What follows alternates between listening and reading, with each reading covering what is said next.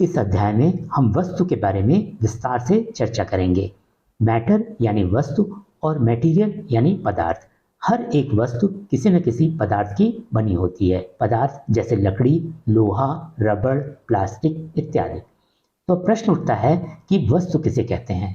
वैज्ञानिकों के अनुसार हर एक वस्तु में दो गुणों का होना अनिवार्य है। एक है मास और दूसरा वॉल्यूम। मास यानी द्रव्यमान और वॉल्यूम यानी आयतन, जो जगह घेरे। उदाहरण के तौर पर पेंसिल एक वस्तु है क्योंकि उसमें मास भी है और वॉल्यूम भी। जबकि गुस्सा, प्रेम, नफरत ये भाव हैं। इनमें न तो द्रव्यमान होता है और न ही आयतन, इसलिए गुस्सा, प्रेम, नफरत इन्हें वस्तु नहीं बोल सकते। वस्तुओं को उनके भौतिक और रासायनिक गुणों के आधार पर दो वर्गों में बांटा गया है, लेकिन हम इस अध्याय में सिर्फ उनके भौतिक गुणों की ही चर्चा करेंगे। पूर्व में किसी वस्तु के भौतिक गुणों के बारे में दो विश्वास प्रचलित थे। पहला, वस्तु किसी लकड़ी के टुकड़े जैसी ठोस होती है और दूसरा, वस्तु रेत जैसे कणों से मिलकर बनी होती है। दोनों में से कौन सा मत सही है, यह सुनिश्चित करने के लिए हम एक प्रयोग करेंगे। एक बीकर लेते हैं और उसमें थोड़ा सा पानी भर लेते हैं, फिर वाटर लेवल को नोट कर लेंगे। अब इसमें 2 चम्मच चीनी डालते हैं और विडोलक से अच्छी तरह से हिलाते हैं ताकि पूरी चीनी पानी में घुल जाए। अब पानी के स्थिर होने के बाद एक बार फिर से वाटर लेवल को नोट कर लेते हैं। क्या दोनों रीडिंग सेम हैं? उत्तर मिलता है हाँ, पानी के लेवल में कोई बढ़ोतरी नहीं हुई। ऐसा इसलिए क्योंकि चीनी के कणों ने पानी के कणों के बीच के खाली स्थान को ले लिया, जिससे कि पानी का लेवल नहीं बढ़ा। इससे यह सुनिश्चित होता है कि कोई भी वस्तु कणों से मिलकर बनी होती है। किसी वस्तु के कणों के 3 मूलभूत गुण होते हैं। पहला, कणों के बीच खाली स्थान होता है।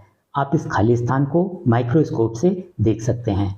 दूसरा, कणों के बीच आकर्षण बल लगता है। जैसे मान लीजिए ये एक कण है, उसका आसपास के कणों से आकर्षण बल दूर के कणों के अपेक्षाकृत ज़्यादा होगा।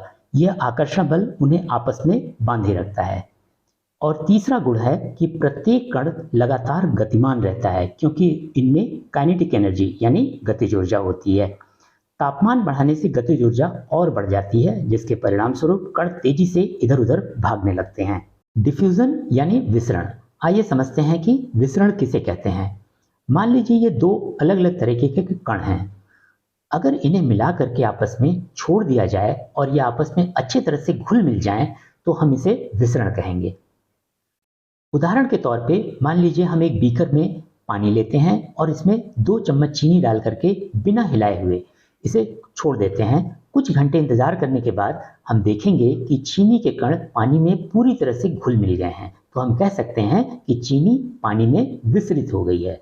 अगर हम इस पानी को गर्म कर दें तो चीनी के कण पानी में तेजी से घुल मिल जाते हैं और जल्दी ही गायब हो जाते हैं।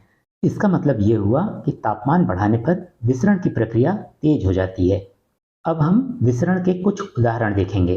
आपने देखा होगा गर्म खाने की खुशबू, इत्र, जलती हुई अगरबत्ती या कपूर की खुशबू आप बहुत दूर से ही पता कर सकते हैं। ऐसा इसलिए होता है क्योंकि इनके गैस पार्टिकल्स हवा में बहुत तेजी के साथ ट्रेवल करते हैं और आप तक पहुंच जाते हैं।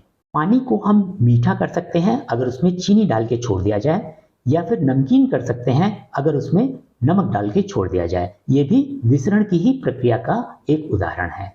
पानी में रहने वाले जीव पानी में घुली हुई ऑक्सीजन को ग्रहण करते हैं। ये भी विसरण का ही एक उदाहरण है।